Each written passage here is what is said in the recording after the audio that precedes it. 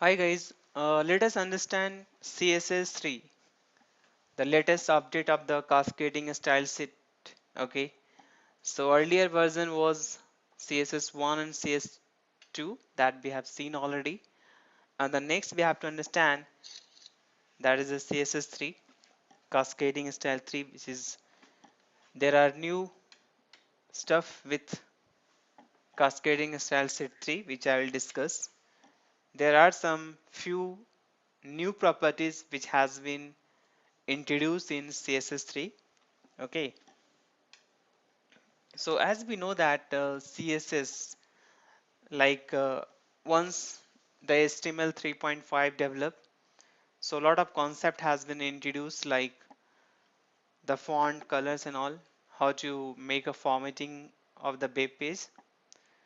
So by adding all this stuff, the document size has become large, and the designers, the HTML web page designers started to face problem.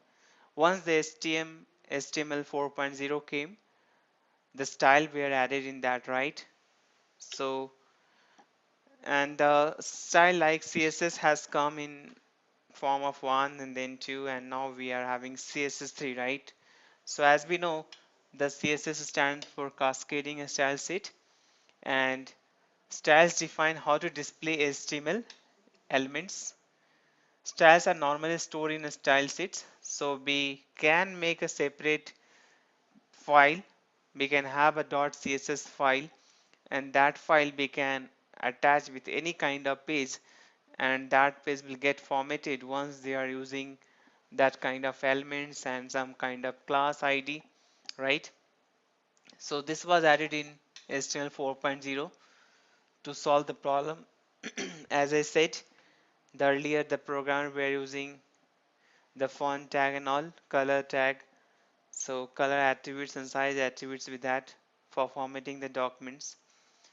So they were facing the problem with the, like, some hard coupling was there, right? So once they want to change, they have to go through all the pages, right? So you can have external style sheet, can save you a lot of work. External style sheet are stored in CSS file, so you can have xyz.css. Multiple style definitions will cascade into one, right? So if multiple style sheets are defined, they will get interpreted line by line and get finally some kind of a styles, and then it will be incorporated in the page. So what style will be used when there is a more than one style specified for an HTML element, right? So generally speaking, we can say that all the styles will cascade into new virtual style sheet by the following rules, where number 4 has highest priority, right? So let us say some styles has been added in the browser itself. So browser, there's a one place I'll tell you how to add the style with the browser. If browser is having the style sheet, it can take from there. If external sheet is also there and that is having some style, it will take from there. And internal also there, it will take, like in the page itself. Even some tag itself having some style, so it will take all together and make a one, cascade into one, and then apply it, right? But this guy will get a higher priority. Let us say browser is also having size. Here also I have a size. Here also I have a size, right? Here also I have defined the size. Here size is 10, here 20, here 30, here is a 5. So ultimately size will be the 5 only. Okay. So it will take this size, not that one. It will overwrite from the previous one. So this guy will get the highest priority, right? Now how we can add styles with browser? Let us understand this first. Now you can notice here in the Internet Explorer I'm using here, and I'm just opening the page here. One HTML page is there, which is just writing h1 some message there, right? Now suppose you have made some kind of CSS file.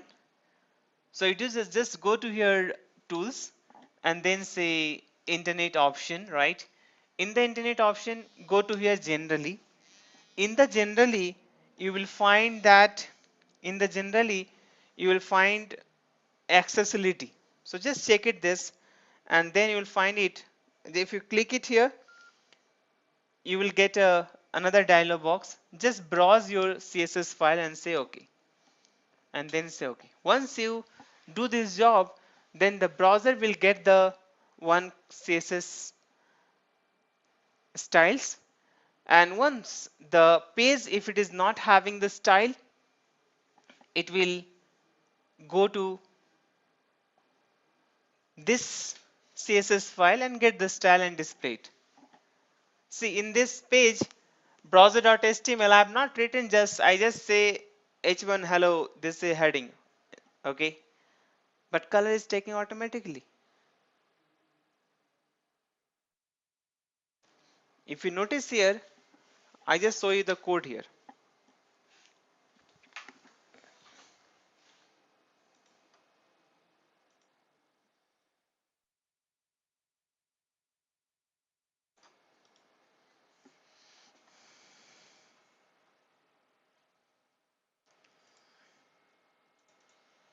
Look at this code.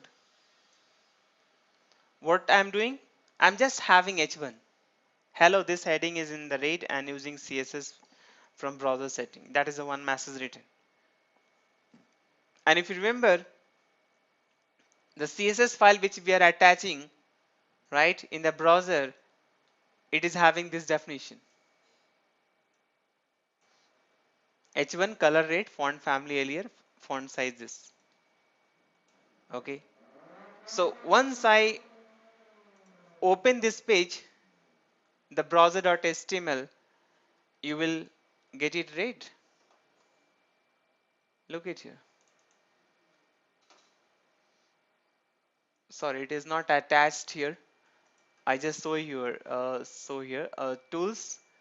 So you can go to internet option here. Just a moment.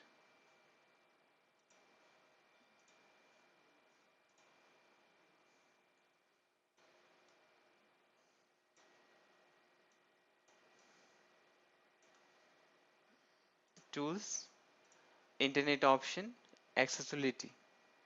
Now just you need to check here, say browse,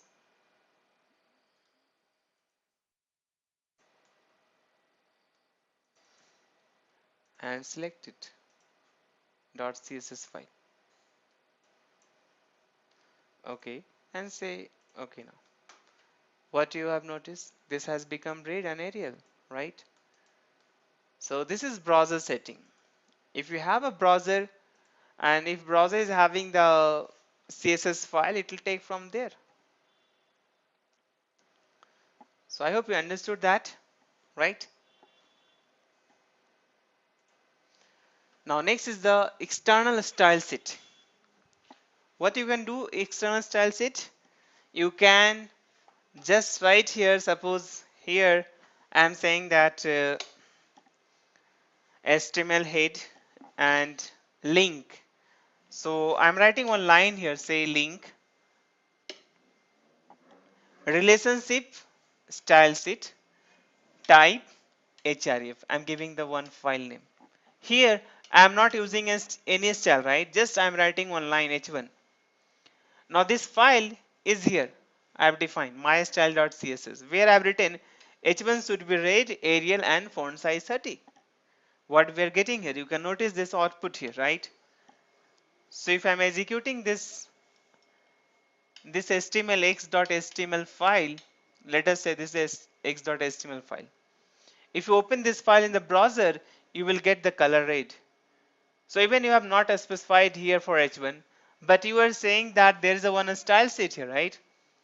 So this style sheet is defined somewhere else in the .css file and having the statement. Okay. So this is what understanding of how we can use CSS through external style sheet, right? The next one is the internal style sheet. Okay. So in the internal style sheet, let us, what we'll do here, we'll not write this guy. Okay. So we are commented here. You have noticed this. This is the comment tag. Now in the page itself, I have open, a style open and a style close. Inside that, I'm saying h1 should be this, body should be this. So h1 color rate, font family Arial, font size 30. Body should have a background image. Okay, what you are finding here in the background, one image is coming, and the text is coming with red and Arial, right? So in the body part, you notice that there's no formatting here, right? So formatting is taken from where? From this part, style. So we are embedding the style in the same page. This is what internal style sheet. Okay. Now inline. Inline means you're writing the styles along with the tag. You're not writing anywhere. So I commented the whole. You notice here this one also commented, this one also commented. I'm not using that. Now look this body element. The body element itself having the style background this. The h1 is itself having the style this. You can specify. You can just have one attribute style and thus explain it. Okay. So I hope you understood the inline style sit here, right? Well,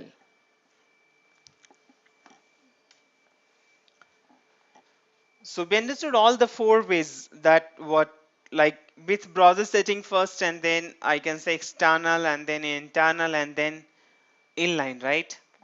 So CSS is used to control the style and layout of web page. You can just see that few examples was there. So CSS3 is the latest standard for CSS cascading a style sheet. Okay,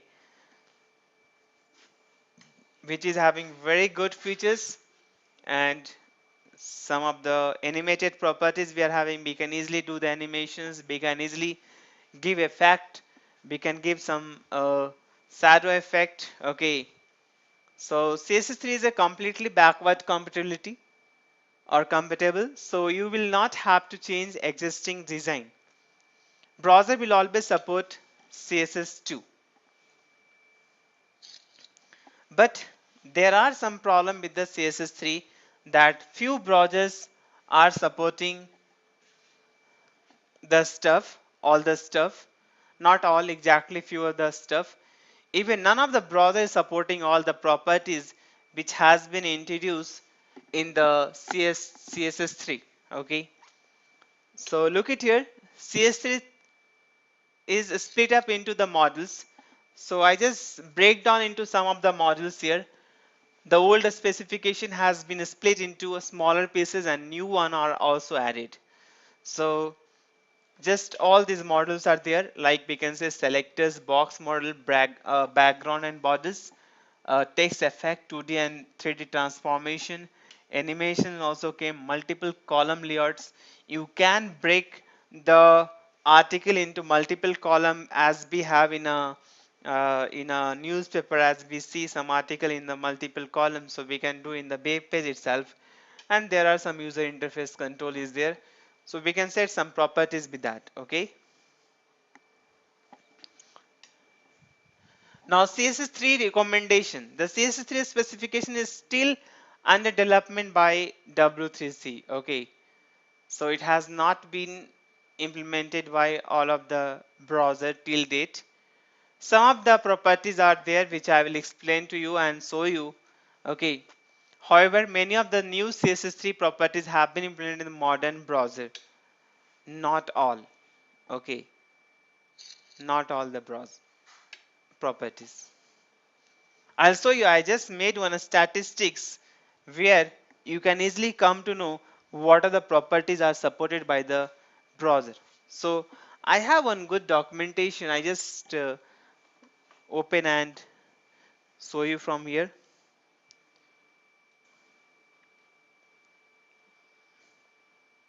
Just look it now.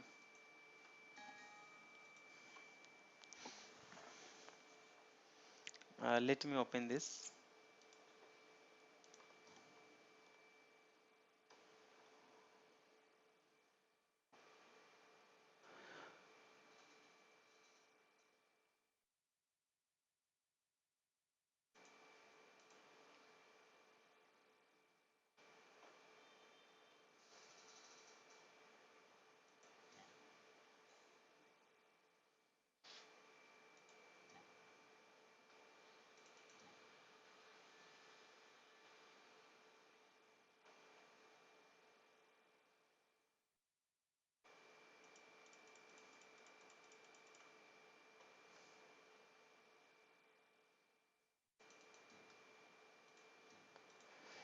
Okay.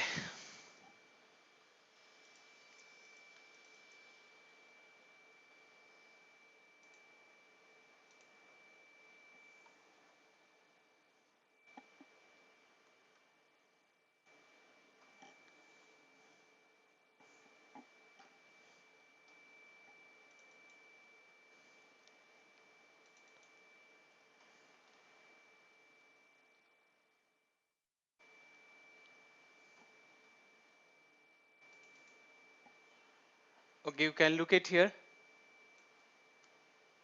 It has been opened now. What you have noticed here that I just come to on this set first. So these are the properties, like you just notice here in this row. We are having alignment, adjust, alignment, baseline, animations, okay, baseline shape. So a lot of properties are there. Column gap, column, we can say column fill and column width, column count, how many columns you want and all. So these are the properties has been introduced by W3C, right? Still all the properties has not been implemented. Okay, so you can also notice that in this list you are finding that Firefox, Chrome, Safari, right? They are not uh, supported here. If you want to select these versions and all, you can easily select from here.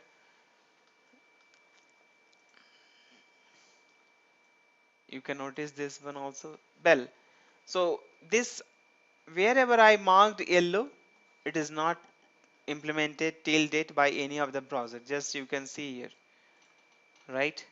So lot of properties has been not still implemented by all the browsers. Okay, it is still under development, but few of them like text shadow, text overflow, text justify is having implementation by Mozilla, Chrome, Safari and Opera. In some of the browser like in a Chrome, it is supporting with babkit babkit transform, you have to write. For Safari you have to write babkit transform. For Mozilla transform. Exactly, the property is a transform, but in different browsers, if you want the support, you have to write all. If you want to support for Mozilla, you want to support for Opera and WebKit, you have to say hyphen Mozilla transform, you have to say hyphen WebKit transform, you have to say hyphen O hyphen transform. I'll give you an example here. So you have noticed that there are a number of properties. I just counted and I found that is 152. So altogether 152 properties has been introduced, but see, only supported CSS3, which is almost, I can say, uh, not more than 70 or 80, right? You can just count it here. So not all, I just counted here that with I only 26, with Mozilla we can get 54 properties is supported. WebKit having 63, it is like this. It is my personal statistics, okay? So I just made one graph here, if you can see. I just listed say I is 26, Mozilla 54 and Chrome 63 and Safari 63, Opera 50, right? So you can see this graph here. In the graph we are telling that number of attributes implemented. So almost this guy means, I mean, Chrome and Safari is having major support of this CSS3 properties, right? And then we can say this guy like Mozilla is having the support. So you can get the all the property best support with Chrome and Safari. So 72 properties not supported by any of the browser. See, these all properties are not supported by any of the browser. Okay. So I hope you understood this whole statistics, what is happening. Right. So we'll come back to the slides here.